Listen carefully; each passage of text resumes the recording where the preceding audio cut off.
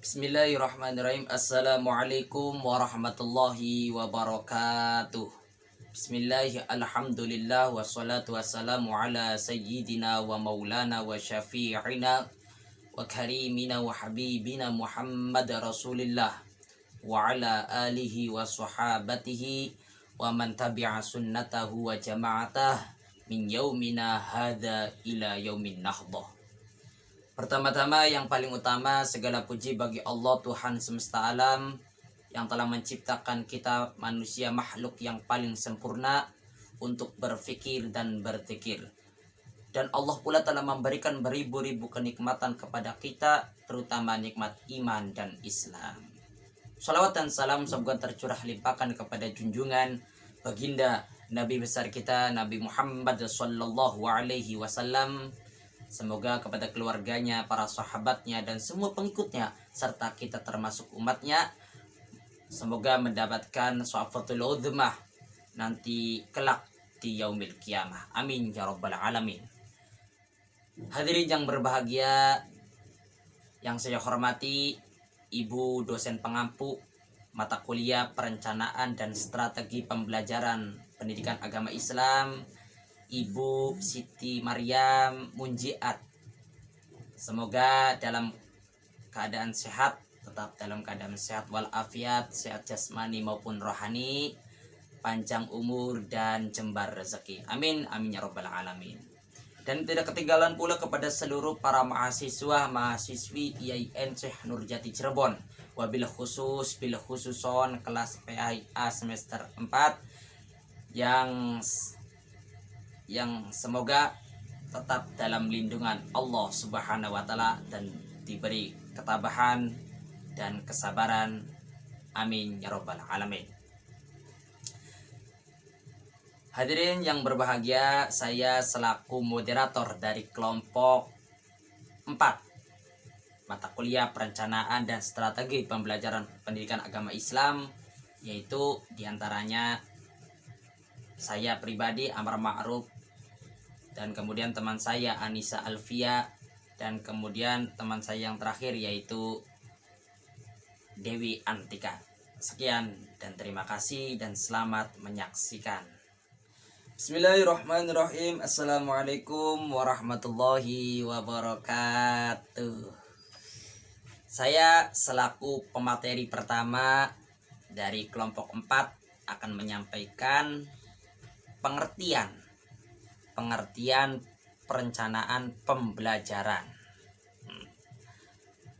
Pengertian perencanaan pembelajaran adalah proses pengambilan keputusan, hasil berpikir secara rasional tentang sasaran dan tujuan pembelajaran tertentu, yakni perubahan perilaku serta rangkaian kegiatan yang harus dilaksanakan sebagai upaya pencapaian tujuan tersebut dengan memanfaatkan segala potensi dan sumber belajar yang ada.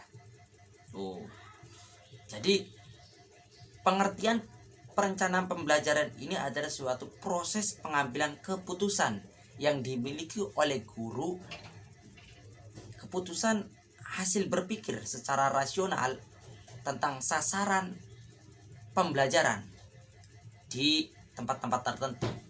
Intinya perencanaan seorang guru untuk mengajarkan suatu pelajaran kepada muridnya, itu pembelajaran.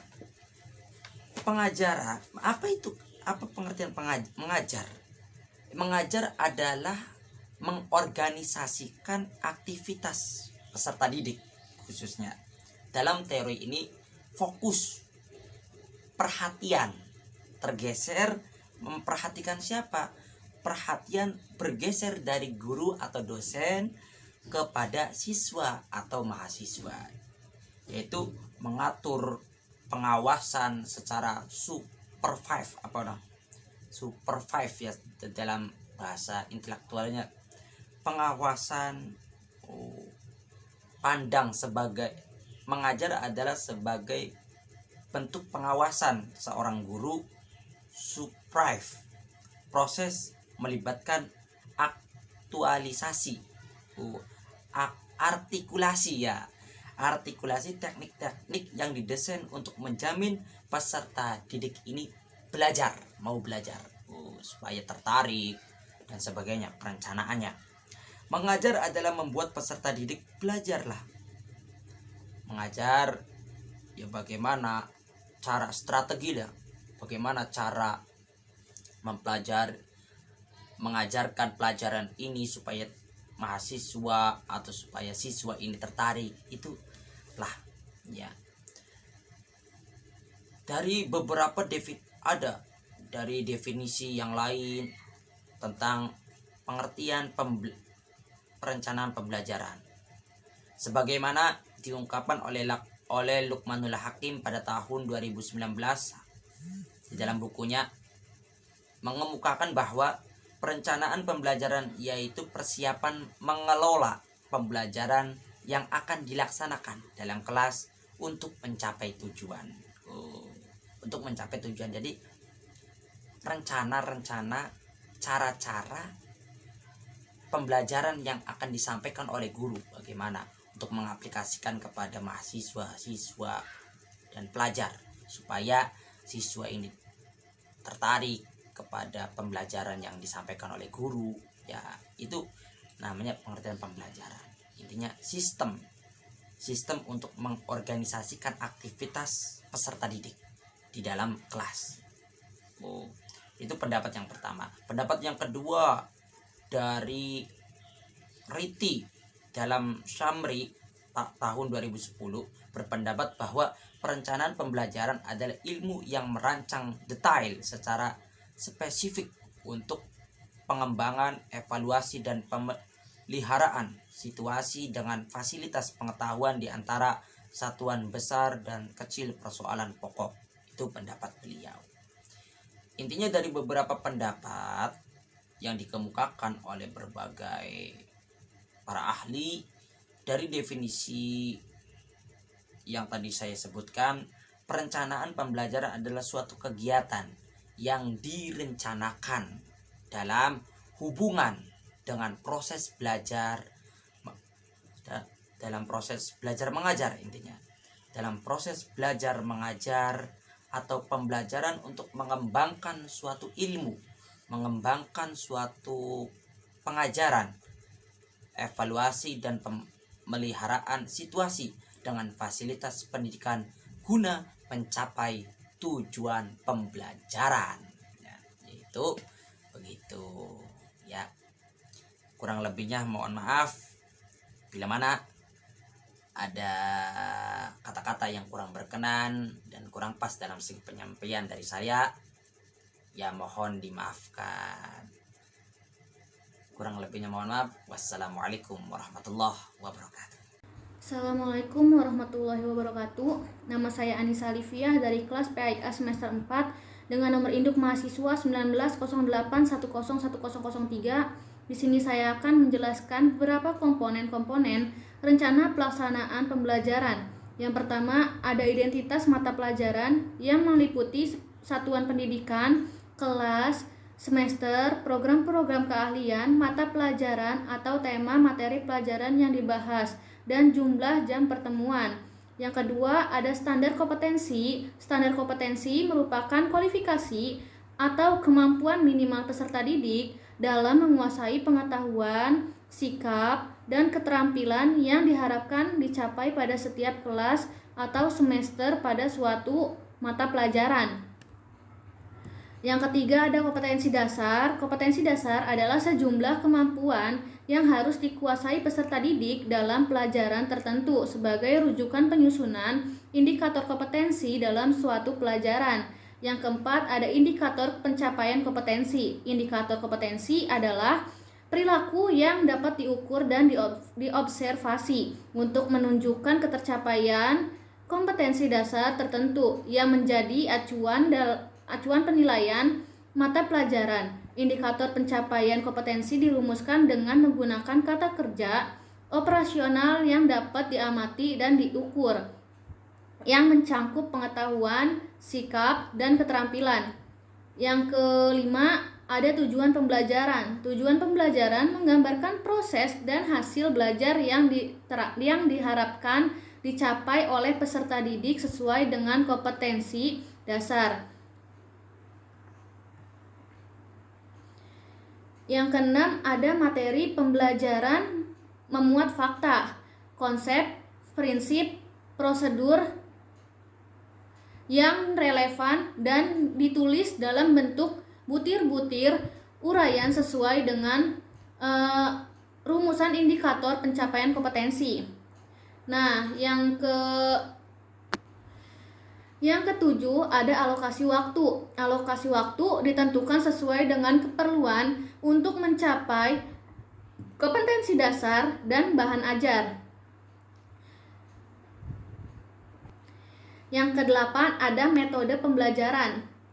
Metode pembelajaran yang digunakan hendaknya dapat menciptakan suasana belajar dan proses pembelajaran yang kondusif agar peserta didik mencapai kompetensi dasar atau seperangkat indikator yang telah diciptakan. Pemilihan metode pembelajaran disesuaikan dengan situasi dan kondisi peserta didik, karakteristik dan setiap indikator dan kompetensi yang hendak dicapai oleh setiap mata pelajaran. Yang kesembilan, ada kegiatan pembelajaran. Lalu dibagi-bagi menjadi beberapa bagian lagi. Yang pertama, ada pendahuluan. Pendahuluan merupakan kegiatan awal dalam suatu pertemuan pembelajaran yang ditunjukkan untuk membangkitkan motivasi dan menginovasikan dan menfokus perhatian peserta didik untuk berpartisipasi aktif dalam proses pembelajaran. Nah, yang kedua ada inti. Kegiatan inti merupakan proses pembelajaran untuk mencapai kompetensi dasar. Kegiatan pembelajaran dilakukan secara interaktif, inspiratif, menyenangkan, menantang, memotivasi peserta didik untuk berpartisipasi aktif dan memberikan ruang untuk bagi prakarya, kreativitas, dan kemandirian sesuai dengan bakat, minat, dan perkembangan fisik serta psikologis. Nah, yang ketiga ada penutup. Penutup merupakan kegiatan untuk mengakhiri aktivitas pembelajaran yang dapat dilakukan dalam bentuk rangkuman atau kesimpulan, penilaian, dan refleksi, umpan balik, dan tindak lanjut. Nah, yang ke-10 ada penilaian hasil belajar. Penilaian hasil belajar, prosedur dan instrumen penilaian proses dan hasil belajar disesuaikan dengan indikator pencapaian kompetensi dan memacu pada standar penilaian. Nah, yang terakhir ada sumber belajar. Sumber belajar, penerimaan sumber belajar didasarkan pada standar kompetensi dan kompetensi dasar serta materi pembelajaran dan indikator pencapaian kompetensi. Bismillahirrahmanirrahim. Saya Dewi Antika sebagai pemateri ketiga akan melanjutkan pemaparan materi. Materi yang saya akan bahas di sini adalah mengenai media dan sumber pembelajaran serta evaluasi. Media pembelajaran. Poin pertama yaitu pengertian media pembelajaran. Media berasal dari bahasa Latin dan merupakan bentuk jamak dari kata medium yang secara harfiah berarti perantara atau pengantar. Menurut Umar Hamalik, media pembelajaran adalah suatu bagian integral dari proses pendidikan di sekolah dan karena itu menjadi suatu bagian yang harus dikuasai oleh setiap guru profesional. Poin kedua yaitu nilai dan manfaat media pembelajaran. Media pembelajaran dapat mempertinggi hasil belajar siswa. Ada beberapa alasan mengapa media pembelajaran dapat mempertinggi proses hasil belajar siswa. Adapun manfaat media pembelajaran diantaranya yaitu 1. Pengajaran akan lebih menarik siswa sehingga dapat menumbuhkan motivasi siswa dalam belajar. Yang kedua, bahan pengajaran akan lebih jelas maknanya sehingga dapat lebih dipahami oleh para siswa dan memungkinkan para siswa menguasai tujuan pembelajaran lebih baik. Kemudian yang ketiga yaitu metode mengajar lebih bervariasi, tidak semata-mata komunikasi verbal melalui penuturan kata-kata guru, sehingga siswa tidak bosan dan guru pun tidak kehabisan tenaga apabila mengajar di setiap jam pelajaran. Yang terakhir yaitu yang keempat, siswa lebih banyak melakukan kegiatan belajar sebab tidak hanya mendengarkan uraian guru, tetapi juga melakukan aktivitas lain seperti mengamati, melakukan, mendemonstrasikan, dan masih banyak lagi kegiatan lainnya. Nilai media pembelajaran menurut Encyclopedia of Educational Research diantaranya yaitu memperbesar perhatian siswa, memberi pengalaman yang nyata yang dapat menumbuhkan kegiatan berusaha sendiri di kalangan siswa. Kemudian yang terakhir yaitu memberikan pengalaman-pengalaman yang tidak mudah diperoleh dengan cara lain dan membantu berkembangnya efisiensi yang mendalam serta keragaman yang lebih banyak dalam belajar. Berlanjut, poin selanjutnya yaitu fungsi media pembelajaran. Media pembelajaran memiliki 5 fungsi, yaitu fungsi edukatif, fungsi sosial, fungsi ekonomis, fungsi politis, dan terakhir yaitu fungsi seni. Yang pertama yaitu fungsi edukatif.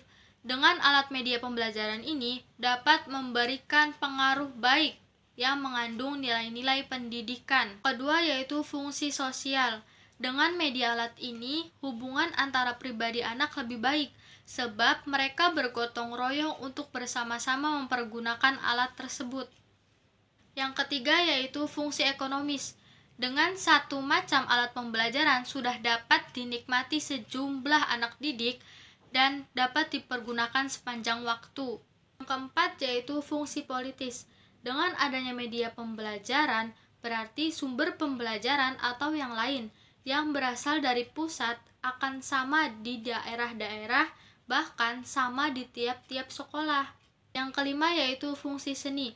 Dengan adanya media pembelajaran ini dapat mengenalkan macam-macam hasil budaya manusia, sehingga pengetahuan anak tentang nilai budaya semakin lama semakin bertambah. Pembahasan berikutnya yaitu mengenai sumber pembelajaran. Poin pertama, pengertian sumber belajar. Sumber belajar merupakan segala sesuatu yang digunakan di dalam dunia pendidikan yang dapat dimanfaatkan dalam kegiatan belajar individu maupun kelompok. Sumber belajar pendidikan agama Islam adalah segala sesuatu yang menjadi dasar seseorang dalam belajar, baik dari lingkungan, Al-Quran As-Sunnah, manusia, maupun sejarah. Kemudian poin selanjutnya yaitu jenis-jenis sumber pembelajaran pendidikan agama Islam. Yang pertama yaitu Al-Quran As-Sunnah, kedua alam semesta, ketiga manusia, dan keempat yaitu sejarah. Yang pertama yaitu Al-Quran dan As-Sunnah. Allah telah memerintahkan kepada hambanya untuk menjadikan Al-Quran dan As-Sunnah sebagai sumber pertama ilmu pengetahuan. Kewajiban mengambil ilmu dari keduanya disampaikan Allah Subhanahu wa Ta'ala melalui berbagai perintah untuk memikirkan ayat-ayatnya dan menjadikan Nabi Shallallahu Alaihi Wasallam sebagai pemimpin dalam segala hal. Tercantum dalam Quran surat Al-Ahzab ayat 21 yang berbunyi, A'udzu billahi minasyaitonir rajim. Bismillahirrahmanirrahim. Laqad kana lakum fi Rasulillahi uswatun hasanatun liman kana yarjullaha wal yawmal akhir wa dzakarallaha katsira. Yang artinya, sungguh telah ada pada diri Rasulullah itu suri teladan yang baik bagimu, yaitu bagi orang yang mengharap rahmat Allah dan kedatangan hari kiamat dan yang banyak mengingat Allah. Yang kedua yaitu alam semesta. Allah memerintahkan manusia untuk memikirkan alam semesta dan mengambil hukum serta manfaat darinya.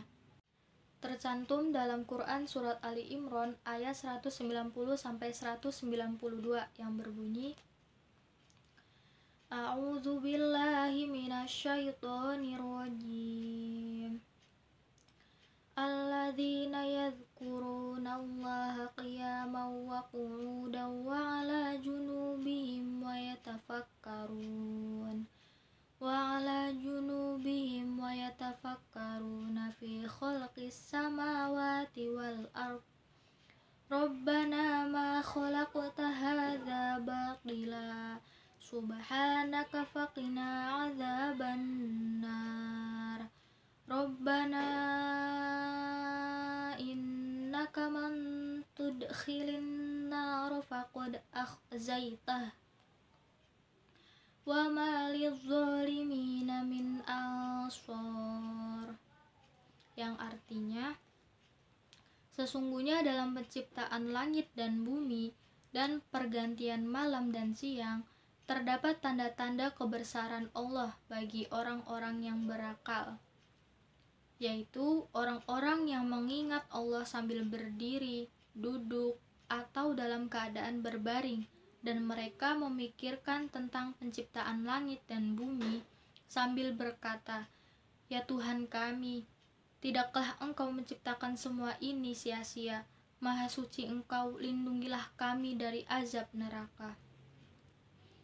Ya Tuhan kami, sesungguhnya orang yang Engkau masukkan ke dalam neraka, maka sungguh Engkau telah menghinakannya, dan tidak ada seorang penolong pun bagi orang yang zalim. Yang ketiga yaitu dari manusia.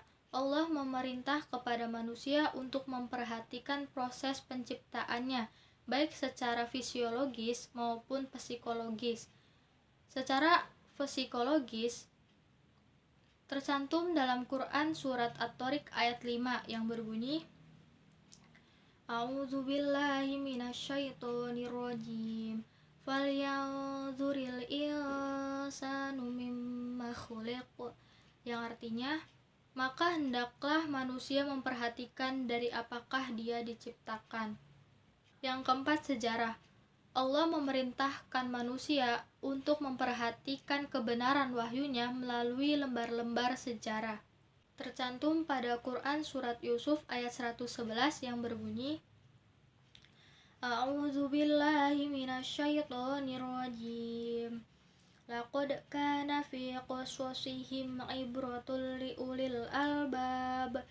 Ma kana haditsan yuftara walakin tasdiqal ladzi baina yadayhi wa tafsila kulli syai'in wa hudan wa rahmah.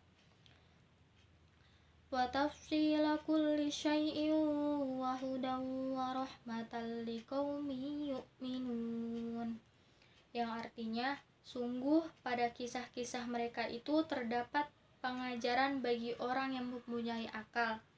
Al-Quran itu bukanlah cerita yang dibuat-buat, tetapi membenarkan kitab-kitab yang sebelumnya, menjelaskan segala sesuatu dan sebagai petunjuk dan rahmat bagi orang-orang yang beriman. Poin selanjutnya yaitu fungsi sumber pembelajaran pendidikan agama Islam. Yang pertama, meningkatkan produktivitas pembelajaran. Yang kedua, memberikan dasar yang lebih ilmiah terhadap pembelajaran. Yang ketiga, menetapkan pembelajaran. Yang keempat, memungkinkan penyajian pembelajaran yang lebih luas. Terima kasih kepada seluruh mahasiswa IAIN Syekh Nurjati Cirebon, khususnya kelas PAIA semester 4. Kami dari kelompok 4 telah menyampaikan beberapa materi yang disampaikan dari kami, kelompok kami, dari saya pribadi Amar Ma'ruf, dan dari teman saya Anis Alfia, dari teman saya lagi yaitu Dewi Antika. Kurang lebihnya mohon maaf bila mana ada kata-kata yang kurang berkenan, kurang pas dalam segi penyampaian, sedikit menyinggung dalam suatu kata-kata, ya mohon dimaafkan sebesar-besarnya. Wallahul muwaffiq ila aqwamit thoriq. burung irian, burung cendrawasih. Cukup sekian dan terima kasih. Iwak sepat serawa-rawa, lamun lepat nyuwun pangapura. Iwak sepat jangan santen, lamun lempat nyuwun pangapunten. Wallahul muwaffiq ila aqwamit thoriq. Wassalamualaikum warahmatullahi wabarakatuh. wabarakatuh.